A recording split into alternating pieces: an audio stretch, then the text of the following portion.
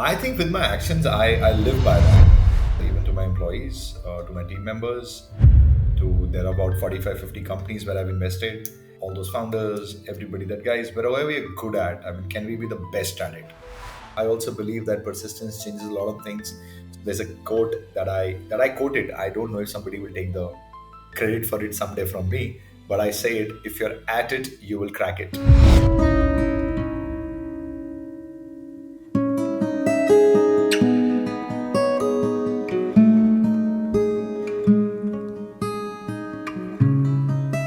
I started DVS in 2007 as a CA focusing on international tax. We grew from an advisory practice. We made about 18 acquisitions over the last. Actually, we're completing 18 years next week across India, Singapore, Dubai, and the US.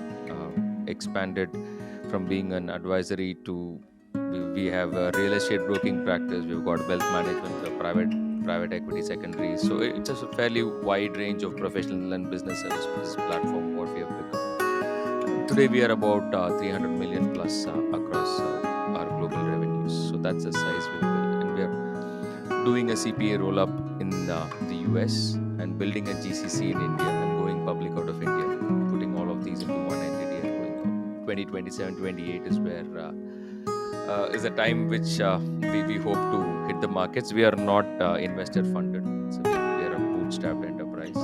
We are starting our own fund now, where we want a more larger participation for people to be part of our journey. I think that's where we are. Wow. It's interesting, yeah. I think you should just now retire, man, and get temples made in your name. I mean, सब कुछ तो कर लिया. No, What else no. do you want to See, do now? I mean, again, for me, my venture is again a social science experiment. Deep. Ultimately, right? That's what is driven why certain institutions are large, why certain institutions are small, why certain markets are more favorable. I think these were deeper questions which came to life. And when I was, I think in 2021, I took a 1 year's break from regular work, traveled around the world. We left India at that time, and then wrote about right from childhood what all I did, why I did what I did, and the pattern which came out of that was phenomenal. The pattern analysis of from childhood to your decisions in entrepreneurship and whatever across your life. And then I realized that most of whatever happened in the outside world was a function of what happened inside. And every person I started to meet, the conversation was all about the distance they've traveled inside, and that's exactly what we are going to do with you today. So let's start with your childhood, Deep. So where were you born, and your schooling, right? If you were to, So yeah, I come from a very simple middle class background. I was born in in Delhi. Saket is a place which is south of Delhi, and from there, schooling, everything was to a local in a local school, neighborhood school. It was called Red Roses Public School. okay, Drum rolls on that. And so I think pretty much it was just life was around growing up in a small house, which initially just had like two rooms, one with my grandma, one with us, all of us in one room. And then from I there, can imagine. it Yes, started yes, growing, yes. you know and yeah, So, I so mean, that did was you study childhood. in multiple schools or in the same school all through your life? Just Same one school. school, just one school all So, my if in life. where your school, if I mean, what are the three things which strike when it comes to your memory when you start off with your schooling, right? I mean, what on top of your mind? Well, so I remember monsoons when it would, the ground would get flooded. I remember, I think the early on the school, the early on when I just got into the kindergarten, it used to be in a place called Malvinagar, which is closer to Saket. And then the school moved to Saket, and we had these tin sheds, under which we used to study. So I have very vivid memories of how there were tin sheds, and whenever it would rain, those tin sheds would leak at many places, and we'd keep buckets under them to collect water so that, and if they were, if they were falling on desks, the rainy season used to be amazing. I was not a very good student, so for me, when it would rain, the classes would be disrupted, and on one bench, three or four of us would sit, and it'll be all fun times. If we were going out, there were parts of the school that'll get flooded, so we take off our shoes and walk bare feet. Lovely. Love. That's one part that I Okay. remember vividly, and I think that's the reason why I still love monsoon so much. Like there was time till about 12th grade, if I'm not wrong, that whenever it would rain, I'd go out. There are times when I remember I was preparing for boards, and it rained at 4 in the morning, and I went out to So take a rain shower brought you there. joy. Anyway, so a lot of joy. Monsoons bring me a lot of joy. Sunrises bring me a lot of joy. I'm a morning Nice. person, and so that's one thing that I remember. Second thing that I remember is I mean, getting up and being at school by myself. I have a younger brother, and we just wake up and have our milk and just pack our lunch, which used to So be your just an apple, routine is and run another to thing work. which strikes you when you were in your school life. Okay. Correct. Reaching school, and that's second. Third thing that I remember about my school would be, I think, yeah, the whole time around boards, like just preparing and burning the midnight oil. I think those three, if Oh, I it's get just it. those three, So it's a is what I monsoon, which is remember. joy, the routine of going to school, and the rigor of preparation for boards. Correct. Correct. So, what were your toughest challenges, toughest moments, and the lowest points in your school life? None, yeah. I don't think I ever saw school life like that. I think as we grow up, we intellectualize this thing far more than, because when you're growing up, you're just going through it. It's Exactly. life. Today, what seems like struggle to me back then was life, and you didn't know anything better. Kids today, I feel my heart goes out for them, but they're overexposed to how life can be, which is still so much better than, if you might be leading a Absolutely. I dream get it. I life, get it. but you're so much overstimulation Yes. is there with your internet, with with the movies and with going out, that even if you're from a lower middle class background, you today know exactly how the rich and the famous Yes. live. Back then, my life was so small. It was just about that 15, 20 friends out of the 3, 4 close friends. Oh, And I think I have splendid memories lovely. during growing up. There was no struggle here. I won't say there was struggle. Struggle is in hindsight. When I look at it today, it might feel like struggle. Oh, it was such. We don't go to a fancy Get it. Yes. school. Yes. There were no Yes. cars. We walk. And yeah, there were times when our fees was late, but it was never a struggle. Back then it wasn't. It's just late. It's Yes. just late. Ma'am would call me. She would ask me for the fees. I'll go to ask my dad, and he would give it. A few days here and there. So if you ask me personally, I don't think there was any struggle when I was Got going it. through it. It's today when I look back at life, I know that there were tough times, which could be explained through some of these Got things, it. like Got it. Got it. which I just I think it's more like, I mean, from what I hear, is like ignorance is bliss, right? At that age, and in that era, I would say, where your world was confined to your 15, 20 friends and the same school, so there was no reason to complain. We didn't have the first world problems which our kids have at this point in time. So correct. The only struggle that I had maybe was I was very bad in maths, man. So I remember flunking ninth in maths, and that was a ha, very that's bad something. phase, at least for me personally. Let's talk about that. I No, don't no, want to let's. talk about That's the it. purpose of this conversation. No, no. I think how things shape you up, right? So I was still about eighth. I was a very introverted child. I wouldn't talk much to people. And then in ninth, I think something changed. Maybe I don't know. I think late puberty or whatever. But something changed, and I thought I have to change this. Ninth standard is when I, I was not good at math, so I got a compartment, and everybody was like so. My dad never said anything to me, so it was excellent. But my mom made my life a living Ah, hell. So of course, I remember that patch as studying and getting through it and saying, I don't want to be in this situation ever again. So whatever I'll study, I'll try to at least bloody pass it through, man. So rest all the subjects I was very good except except from. for So maths. tell me what happened when you flunked. I mean, was I think back then there were no so many alternate career options, and my parents are very fairly simple people, so how all typical Indian parents would tell you that you study and doctor, engineer were the best correct, correct, careers, and and yeah, so I mean, job was the only thing which was as an option. So if you don't study exactly. well, if you And don't get failing in marks, math is a huge taboo, right? Uh, f- I think failing in anything in India is a huge taboo. I just wrote a post about it yesterday. That it's a systemic issue where because we do not celebrate True, failures as much as we true. should, there is so much of inertia in voicing out that there is something broken, and that's the reason why some of these large unicorns that great stories, great stories, great stories, great stories, and then they just fall off a cliff, and then nobody talks about it, and then founder becomes the only Oh yes, martyr in the absolute. whole Becomes a thing, while if you pariah to see it some takes a extent. Exactly. correct, and it takes a bloody Yes, village, yes, yes. to raise a startup, so everybody just gets off the Exactly. hook.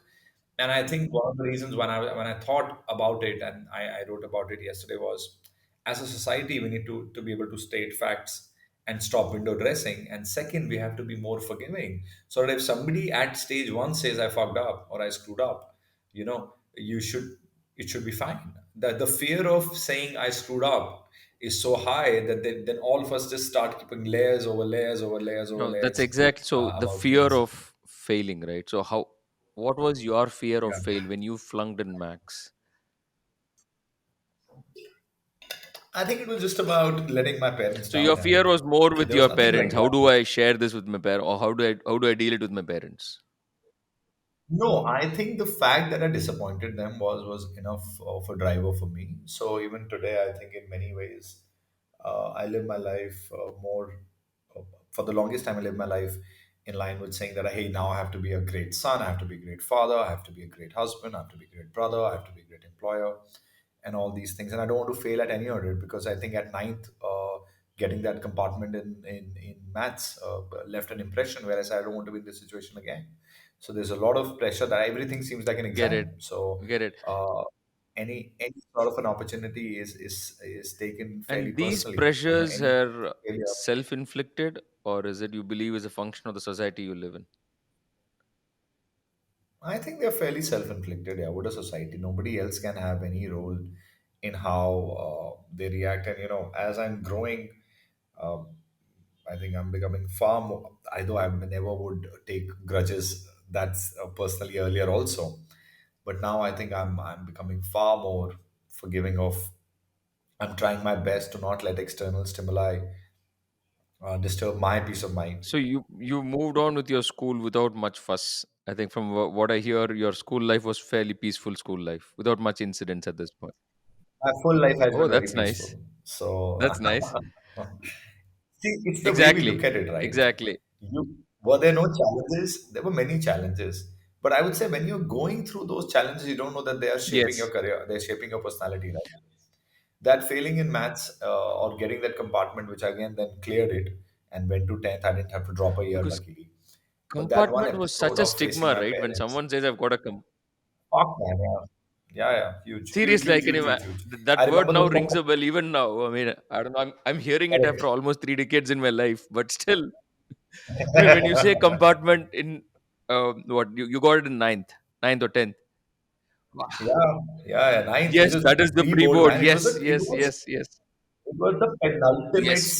I sin, can imagine that. Yes, because first, so there were two problems. One, of course, if I didn't clear it, then it meant I was repeating ninth, and repeating a year was a big, big, big thing. No, nobody, because you're a sum total of people you hang around with.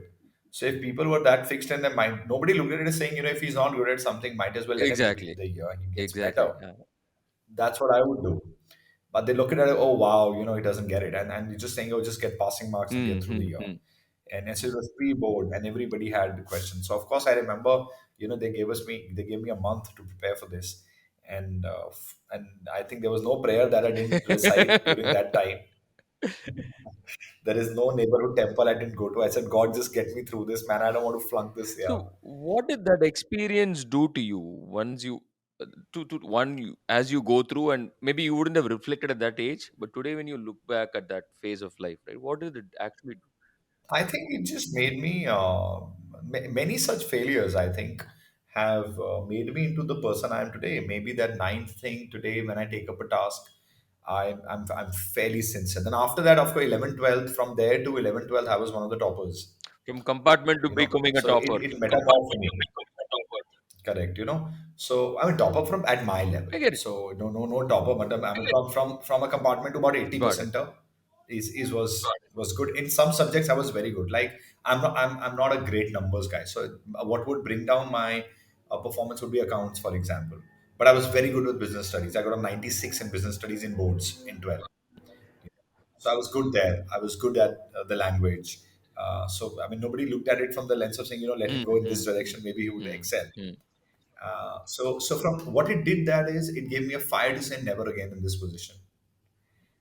Then again, and I think the ninth thing told me I will focus on. And today, in hindsight, I think that got me to focus my energies more creative things. So I started participating more in debates and declamations, in dramatics, in theater. Uh, that is where I found my peace. And personally or professionally, I think the whole never again attitude came from there, that I don't want to be in this So, position again. just a quick You know, detour. You were an introvert till 8th standard, and you said you were, yes, you were an introvert, and then post the compartment, you started to participate in debates in theater, which was like all expression, right? Now, it in some way, failure over conquering that moment of failure also liberated you. correct, correct. You're right. I mean, yeah, I like the way you put it.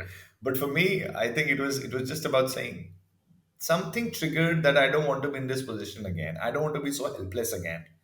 And whatever I do, I will excel at it. So whatever came my way, except for those numbers, and I realized that I'm not good at numbers. I mean, I don't push me into Yes, numbers. Uh, so if today I look back, I think the only thing I'll tell anybody, any parent is, please look at what he or she is good at rather than seeing what he's bloody bad exactly, at. exactly. I think that became my DNA today, that I look at what's good in people. I'm very forgiving of failure, very, very forgiving, because I know that doesn't define the purpose. Sorry, that doesn't define the person. So during Sirona also we did so many experiments, and I was the first one to write off failures. I said, oh, Mm, big deal. mm, I mean, mm, let's just mm, move on. If there's a loss that has happened, mm, move on. Let's focus on what we're doing good. Let's double down what we are mm. doing good. So compartment gave me the strength to say that, okay, I'll see through this. And after that, the personality shape up that must have happened was that whatever I'm good at, I'll double it down.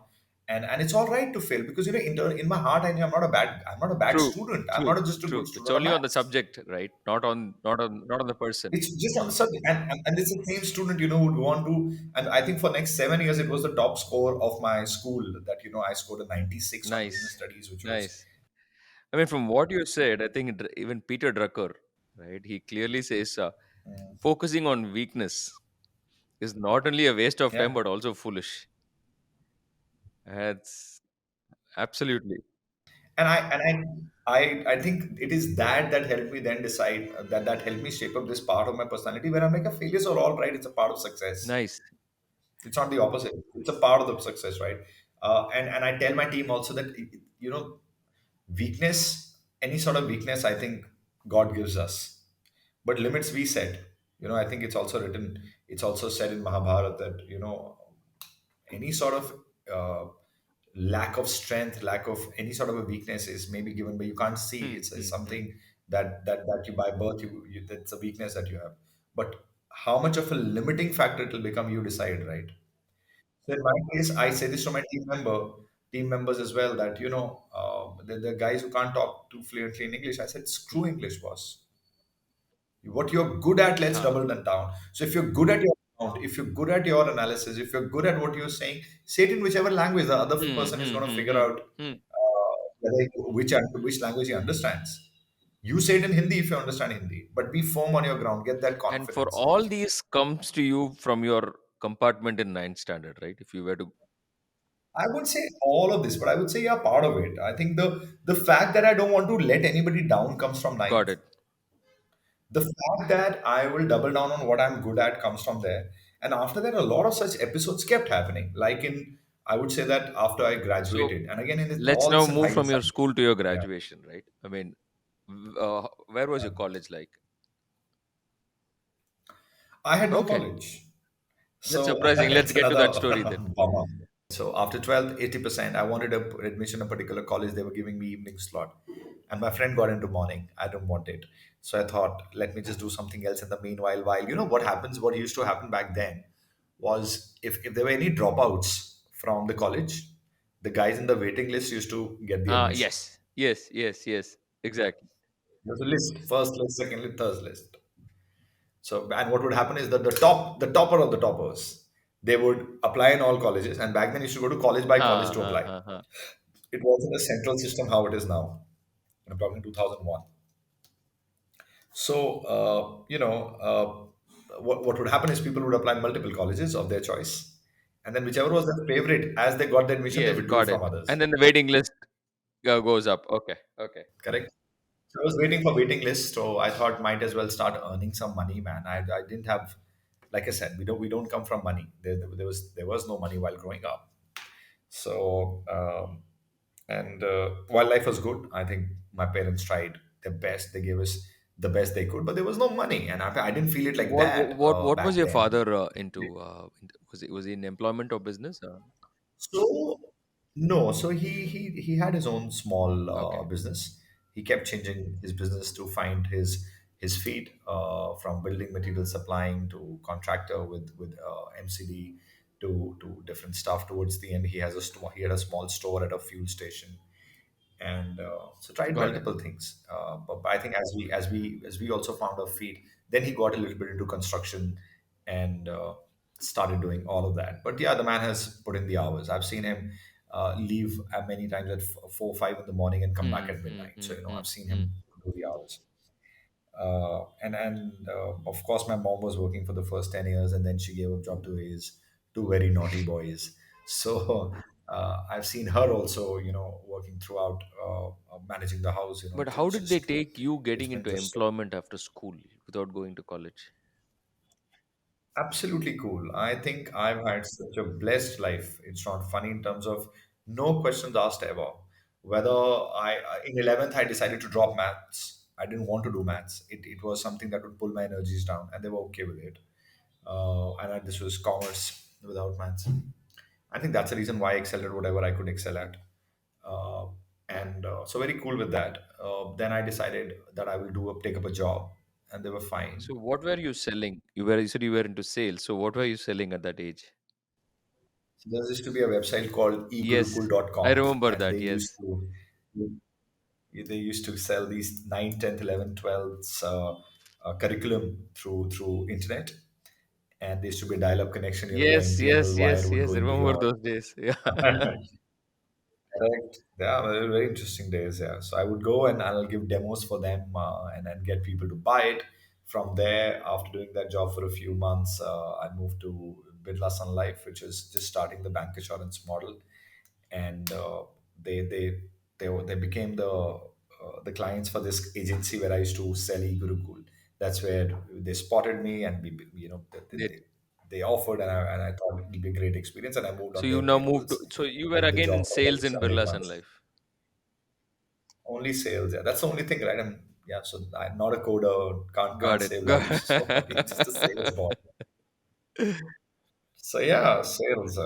From there, uh, I started that, and I started to enjoy that freedom, of financial freedom. And in one way, there was this always thing of saying that, oh well, why did I not do college full time? And on the other hand, I think because I look at what I can optimize the most on, I think I went all in into my professional. Then I said, okay, I'm not doing full-time college, screw that.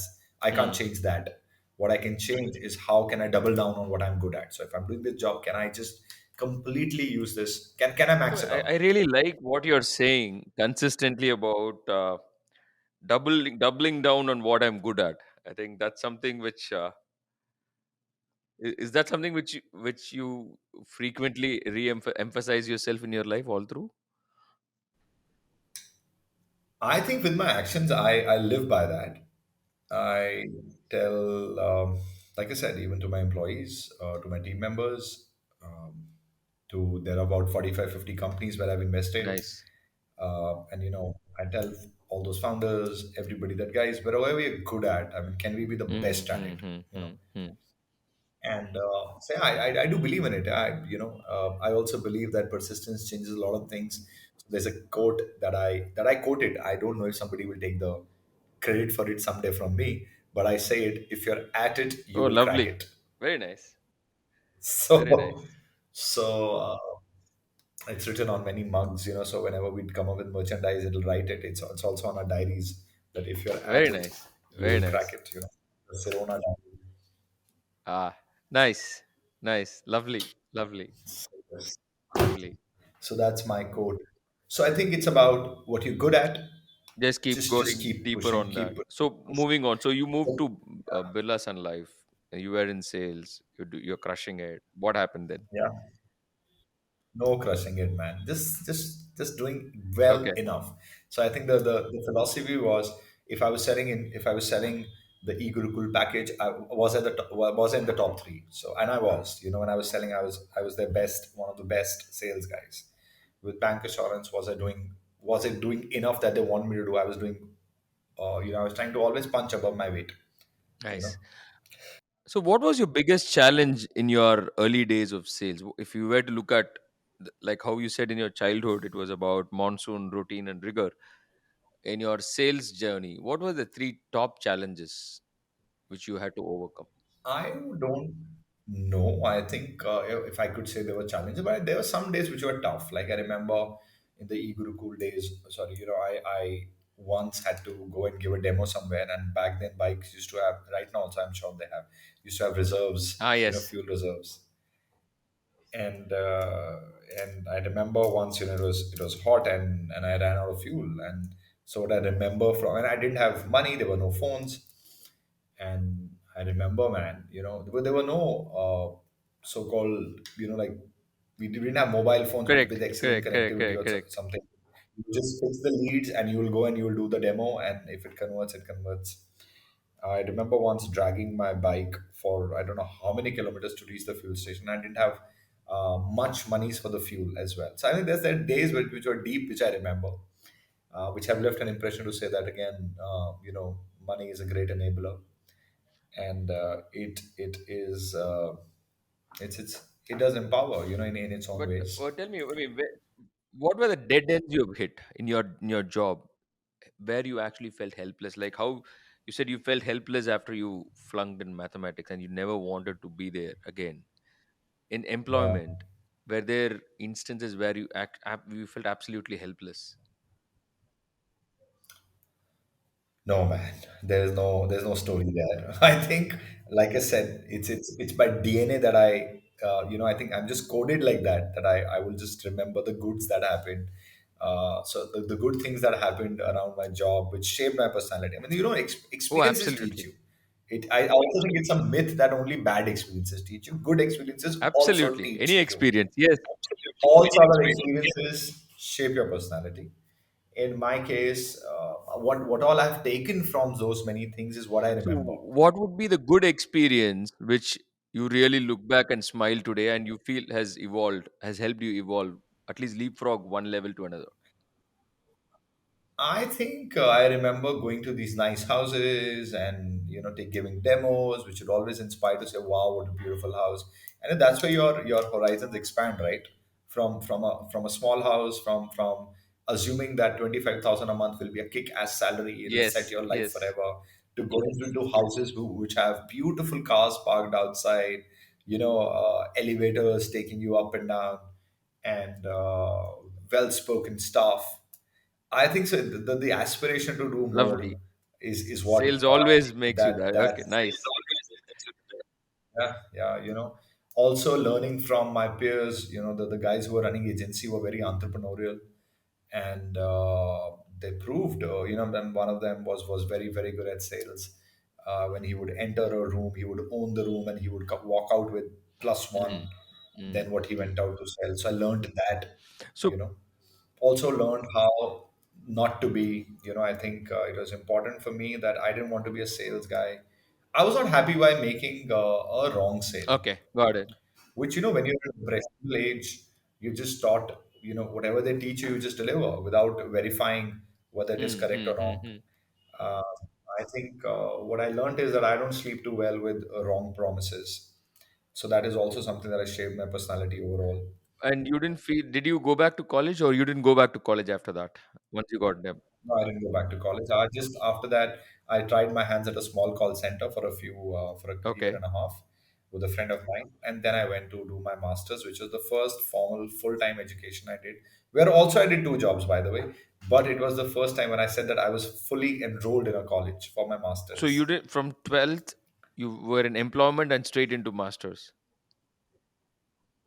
I did 12th. I enrolled then into Okay, correspondence where I parallelly did got my it. graduation, kept doing jobs. For that 1.5, I did a job, and a year and a half, I ran my small call center from which we used to sell car insurances. And then did one event, went to Australia to do my Nice. masters, came back to do events. In Australia, it was about studying in the morning. 3 days a week, I used to work at Hutchison, three mobile, selling their mobile phones. And in the evening, few days, I used to work at this Indian restaurant, serving tables and getting Indian food. Okay, nice. So how was your Australian stint? I mean, was there any turning moments in that phase of your life, or was that a very peaceful, happy saga? No, I think again because I'll always remember the positives that happened. I what shaped one episode that I remember very clearly was, there was one time when the hostel where I used to stay, they used to have this concept of saying senior residents. So senior residents used to have the perk of not paying the rent. In fact, they would be reimbursed for taking care of your Ah, block. okay. And once, and they had a deadline, and I was a guy who was, in early 20s, uh, just loving the freedom and whatnot. And I missed that deadline by an hour Okay. or maybe by a day or something. It just skipped that you had to apply for a senior resident. And two of my friends made it. Okay. And they both came from very stable families. I remember for going to Australia, we had to pull in almost everything to Yes, fund it could that have been so education and expensive take a those loan. days, right? Yes. I only had to take a loan and everything, and if I had saved that money on, I don't know how many dollars it was every week, but it was still going out towards my stay, and not only would I have saved it, they would have given me more Hmm. dollars to stay. And missing it had its huge. I remember. I think I cried that night. That what I know. How the fuck can I do this? How can I be this irresponsible? I think what it taught me is to never take a Hmm. deadline Hmm. lightly. So for me, on time is late. Okay. That's nice. You know, so that's because you said Australia. That's what I remember from Australia, and of course the fact that I think during graduation I was still a child with no purpose. I think Australia gave me a lot of Nice. perspective. I got a lot of time to Hmm. introspect. I realized that a lot of things that I was doing on the go, what did it mean? And what I would not want to do, what I would want to do. I'd want to be financially more responsible. My father had taken a loan. I remember my chachaji telling him that, hey, you're betting everything. What if he doesn't come back? And my father said, let it be. So now, I Got just it. remember that part. So I worked these two jobs. I paid the loan off. Before coming back, I think I had paid 70-80% Nice. of loan off. And of course, you know, But if I were to come back to what you said you also decided what not to do. Anything you remember in that list on what not to do post your Australia experience? Well, yeah, I would say it was, like I said, for me, the biggest thing that I remember is missing that deadline That and what it meant. And after that, another opportunity came in, and I became the senior resident at another got it. lodge where I got more money. But that one missing thing, that that those sleepless few It nights, was a scar, right? feeling betrayed by, of course, I felt betrayed by my friends. I thought, why couldn't they remind me? Got it. And I think what it taught you is, it's not their business to remind Exactly. anybody. So Exactly. you are on your Exactly. own. Exactly. Oh, I just So I think your deadlines are your own, and on time is late is something that Australia taught. uh, How not to be? I also thought that I would want to be somebody, who, I mean, if I know something, I'm happy to share. Is also something that Okay, came clear, that I was not then bitter towards these guys. If I knew something, I share, and I share fairly openly even right now also. So I think how not to be also was only that. nice, nice. So, and then you came back to India after your studies and the stint. When did you plunge into entrepreneurship? Was it right after you came back to India, or Right after, before going only, I said because I was running this call center, I had met this friend. I had my first job, who was 10 years my senior, and he used to run an agency, advertising agency, and he wanted to start events. And I had made a promise to him before going that I'll come back, and of course I had made a promise to my family as well. But though my family never took a promise, but I wanted to come back to India for my family and then to do something on my own. So another call I took, I converted my MBA into Masters of Management. I was supposed to stay for 2 years. I cut it short by, 7 8 months, and I came back early. Um, and and then and of then course, the because events is entrepreneurial something that, journey started, right? So then events I'm is what it curious in started. terms when I was going through your profile, you tried to solve a taboo problem, right? Yeah, yeah. I'm curious to understand what was the thought process behind it in terms of what went behind getting it. So I don't know. Like I said, I can't really put it in words like this, but I can tell you what must have happened. So I was in events first. Then 2006 to 2010 was events. Then I moved into handmade carpets. And during this journey, my wife is a carpet designer. She does carpets for high-end residences and hotels across. And I was the de facto sales person. I was a Uh, sales guy at uh, events. I was a sales guy at carpets. And what must have happened is that 2000 till 2013, I had spent about 9 years in India. You know, and there were event days. I used to organize these large scale concerts, and it was very difficult to keep toilets clean. Then I got married in 2009, and I remember in 2010 I decided to exit events. any You know, specific reason um, you wanted to exit even? I think we just wanted different things from life. We were two partners, like I said. I had my friend who was 10 years my Okay. senior. I still respect him a lot, but I think we just wanted different And how things. did that conversation go? Because I've had multiple partnerships in my life, many broken, few were amazingly successful.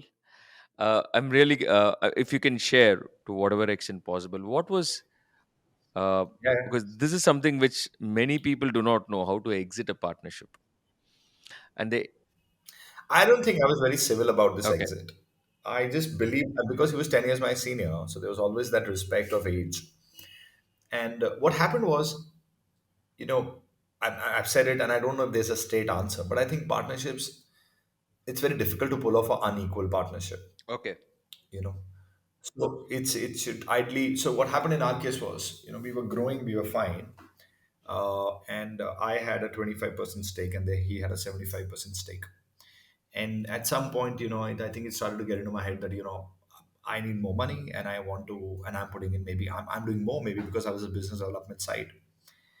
And either this, and we were doing some 8 10 crores in 2010, either this 8 10 crores becomes 100 crores so that my share goes up, or our shares become equal. And I think I broached that topic a few times. And expansion was, he was not, he was fine with expansion how it was going, maybe because it was still bringing in good money. And he was a man of very limited needs. I'm the one who wanted more. So expansion wise, he was like, yeah, we're growing, we're fine.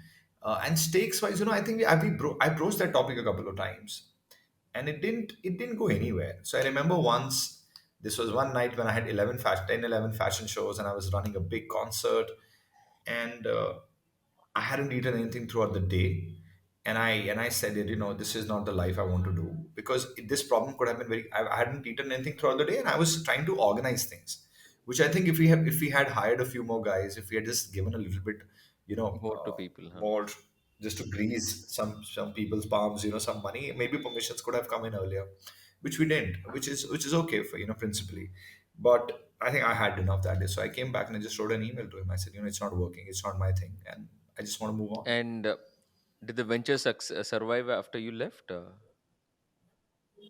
No, Okay, so it shut down after a year or two. okay, okay. I mean, it's for that excess 25%. Venture could have survived. Everyone could have made money. Correct. But yes, Correct. Well, I think hindsight is always I 2020, and I completely get think it. Get it. So, uh, but yes, I agree. You know what I think, what that taught me is, with me, partnerships, you have to be, I mean, partnerships happens between equals, or at least you make it in such a fashion where the other person doesn't feel lesser off at any exactly, point. exactly, exactly, It's a very important yardstick. Either you do a 50-50, and within a 50-50 also, I think, it's called a partnership for a reason. You're a partner.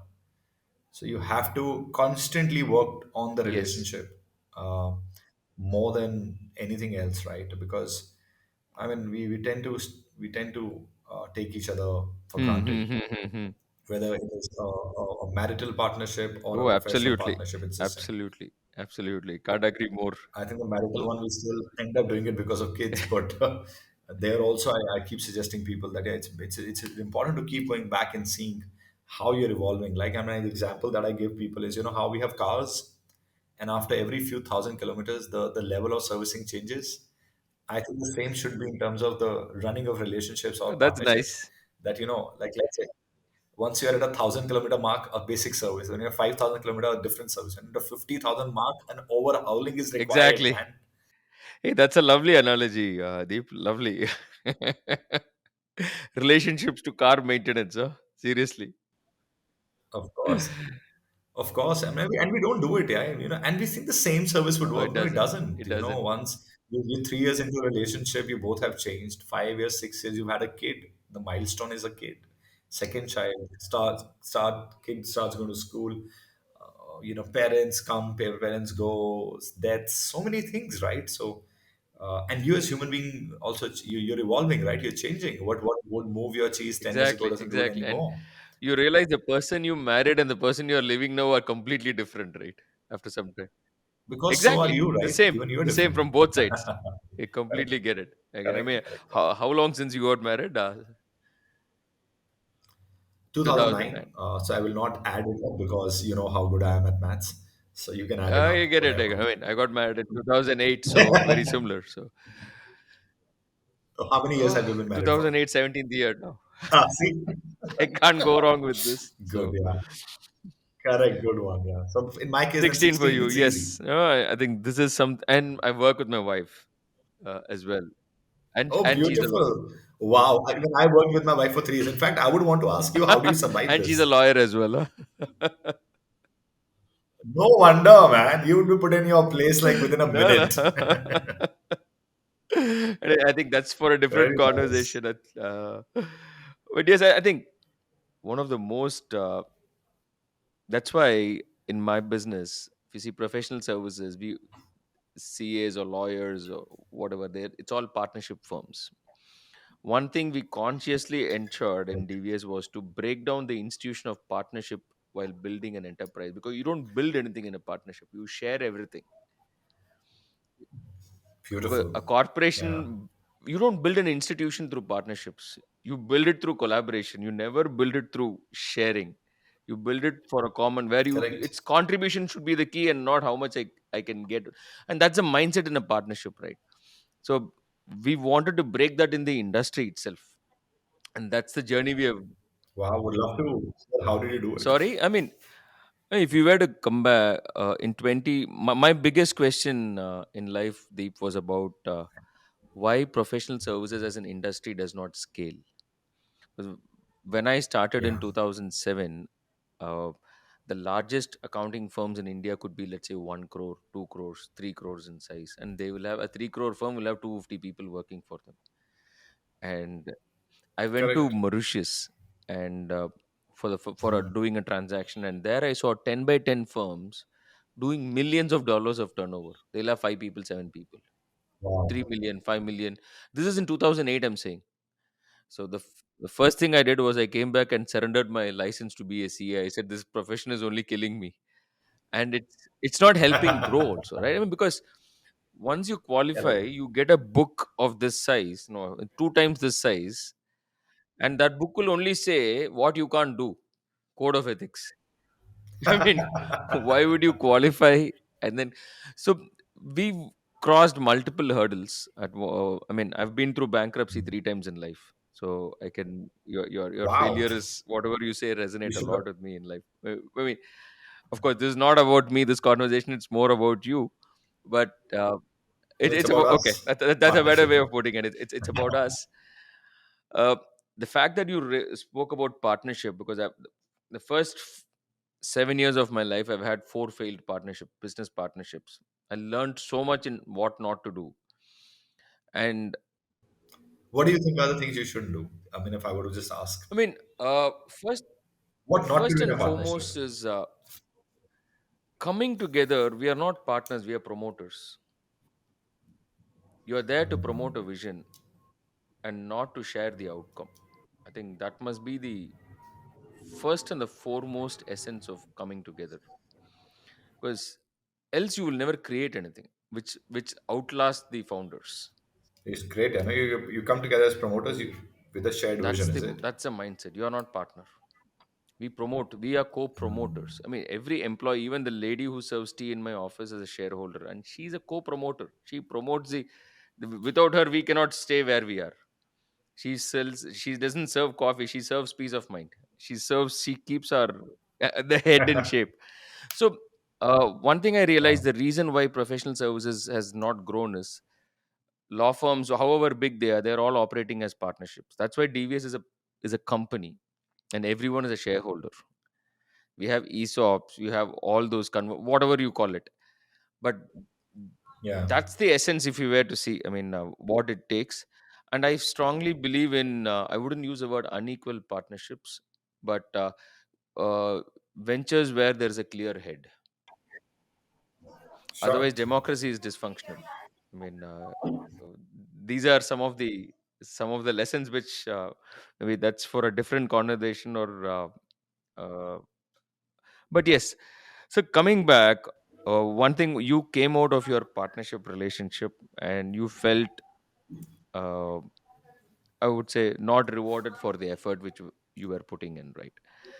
And sometimes that's a very difficult feeling to overcome, and you're willing to take any Yeah, yeah, of opportunity course. cost to just not live with that feeling in life. Correct, I agree. Yeah, yeah. I think even Steve Jobs says, right. Used to say that in one of the things that if you wake up for many mornings consecutively not feeling excited about going to work, there's something you need to Exactly, change. And I think I exactly. absolutely So agree with that. You know that. when you started, so how is your equation now? If I were to, how is, in your you're an entrepreneur and an investor. In an investor, of course, you are enabling, but when you're an entrepreneur, you are the marshal on the field.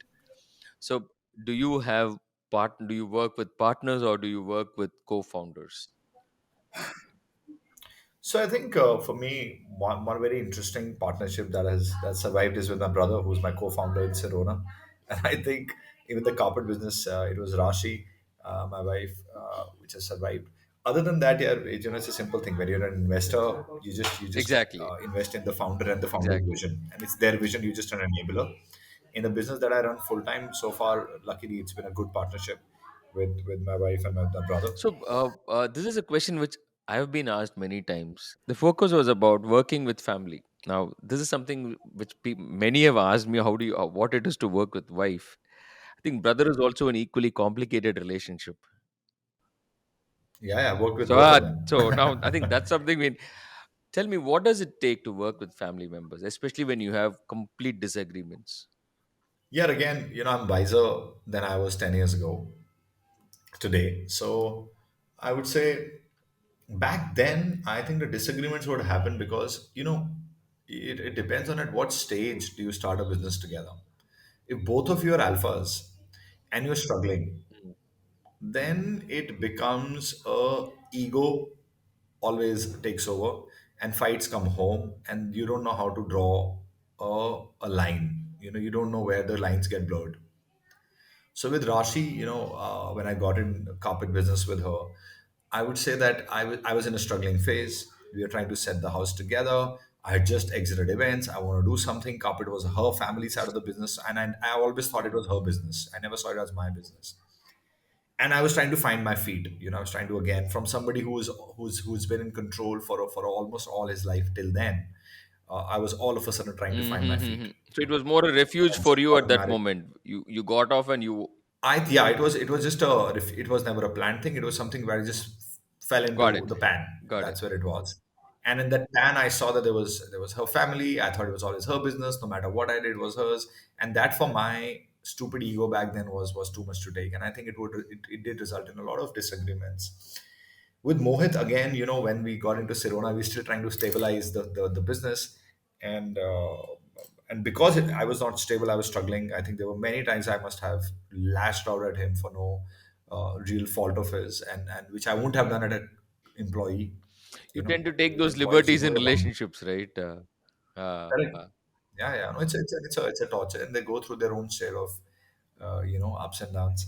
So today, how I think I do it. Today things are better with the exit, with businesses stable, with us also aging. Things have become better. Still, there are times, when I do end up being a little But is unreasonable there with a with clear Mohit. I think that's is the there a clear beauty of working hierarchy relations, now, right? deep in terms of how? Okay, Yeah. that answers. I think that is what has happened. You're correct. So I think what happened is, first is, in the struggling phase, if there are a lot of responsibilities, I would always request you not to get into the same business, because you don't want your relationship to become the price for success. And if things have stabilized, the beauty is if you can clearly articulate who handles Exactly. what. Exactly. You do that, half the battle is won. So now today, between me and Mohit, it's very clear. I'm the forward. I'm the guy who thinks. I'm the guy who plans, talks to investors, leads sales, and Mohit is the one who's great at everything backend, which is finance, production, ops. He's very good at it. You know, I'm the media facing side. I'm the public facing side, and he's somebody who doesn't want to come in the limelight. It's clear. I'm the CEO. He's Hmm. everything else.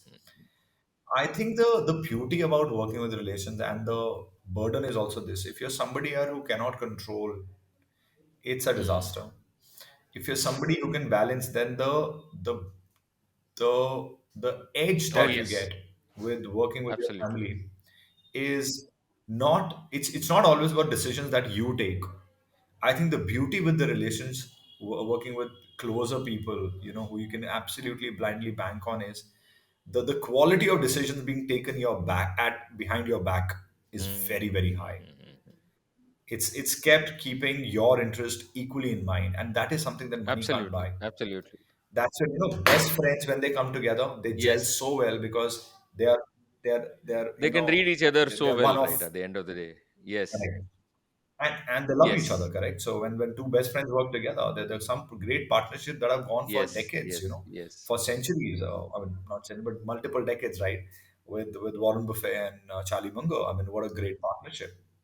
When two guys get each other. So imagine if you can't get it in another colleague. If you can get it in your yes. sibling, if you can get it in your sister, in your brother, or in your wife, that's worth its weight in gold.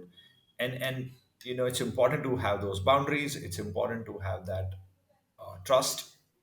So if you're somebody you can trust, Hmm. please do it. If you're somebody who knows boundaries, please do it. If somebody who's if you screw up, and if you can just own it But what up, what has been do the it. most thorny part between you and your brother when you were working? At least, I think financial struggles. No, I think I wouldn't say thorny, but I would say there were parts when I was not too happy about. I mean, the struggle phase is right? so difficult, right? I mean, you're yourself. I'm the elder brother.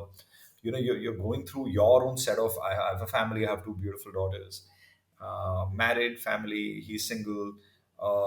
Responsibility wise, I it's a unsaid self-taken responsibility of, you have to be Yes, the yes, responsible one. You are supposed to be in control of the show. You are supposed to take this forward. All of that has its way of complicating even the simplest of situations at times. So there are times when I've been really mad at him. And I'm not saying that he wasn't. So okay, let's not say that whether he was at fault or he was not at fault. I think the way I exactly, reacted could exactly. have been You better. exaggerate when it's your own kith and kin, right? When they're at fault. Correct, correct, correct, Get it? correct. So there were many such episodes, yeah, and they still keep happening when the days when there are disagreements. But I think it also stems from the the I would say the depth in your True. relationship. That these kind of shockers this relationship can absorb. No, it's fascinating because working with family is something which this generation of uh, I mean, I'm not too sure if this is a trait you will see going forward as time moves on. No, Correct. lovely. I think if I were to look at some of the most interesting aspects of your life so far, has been your There are none. getting into the flunking in ninth standard mathematics. That was fun for you in terms of how you evolved as a person post it. The I think limits we set. Weakness is given by God, but the limitations is what we set for ourselves. And consistently, kept on saying doubling down on what you're good at. I think correct. that's really re-emphasizing. And if you are at it, And I think we working, will crack it. I'd say working with family will be Oh, the real absolutely. test. Isn't really I about the can calls you completely make. vouch for it. It's the ones you don't make because you know somebody's got your back. Yes, yes, yes. But working with family also comes with its own set of challenges, right? There's no boundaries to, I mean, the boundary between work and life is so fungible. It just, you're always at work or always at home. I mean, either of these two will be there. I mean, I wouldn't say it is bad. I've been through that for 17 years now. So, no, 18 years now. I can't complain on that. And I like Right. this fact that on time is late. That's lovely Correct. because of what happened. Never take a deadline lightly, and working with family is as complex a concoction as it can get. But if you figure a way to meander it, nothing like it. No, brilliant. I think it'll never be in balance. What you have to find is Exactly, harmony. exactly. I mean, as you rightly said, right? I mean, uh, it's not about who wins; it's how we maintain peace in that's where the game is. And I think you should always maintain it because, like I said, not the calls you take, but the calls that you Exactly. don't take, and because you know somebody's got your Yes, back. yes, yes. You know, yeah, And that's a huge and strength. that when it's family, yes, it has its own set of layers of trust built over years of interactions. Makes it much more easier to go with their instincts. And in terms of, if I were to just to wrap up things, Deep, if you were to say something to your own self, a much younger version of yourself, what would that be? Three things. This too shall This pass. too shall pass. Okay, nice. The choices you make decide the life you lead, Okay, and if you're at it, you ah, will crack it. nice. Expecting that. That was good. So that's No, about it. lovely, lovely, Deep. I think it was indeed a pleasure, an absolute pleasure to. No, no, you're just fine. Thank you so much for making the time. And some of the things that I've said, nobody, you know, I've never discussed some of these things. You know, whether it is the compartment or it is about missing the toad halls, you know, senior leader, senior resident opportunity, or even you know on about you know events and unequal partnership. Yeah, no, it was a Because pleasure. You know, diving seriously, I deeper think into thanks for this. sharing and Thank thanks for you. being vulnerable. I think the real purpose is about, like, just looking into your own life through your own eyes, just that with an introspective lens, nothing else, right? You're just kind. No, thank you for thinking. And whenever you're in Delhi, man, I mean, we For should sure. catch up if at all. I think it would be a If pleasure. you travel to this side of the world, New York, anytime, please should be around. 100% I'll trouble you.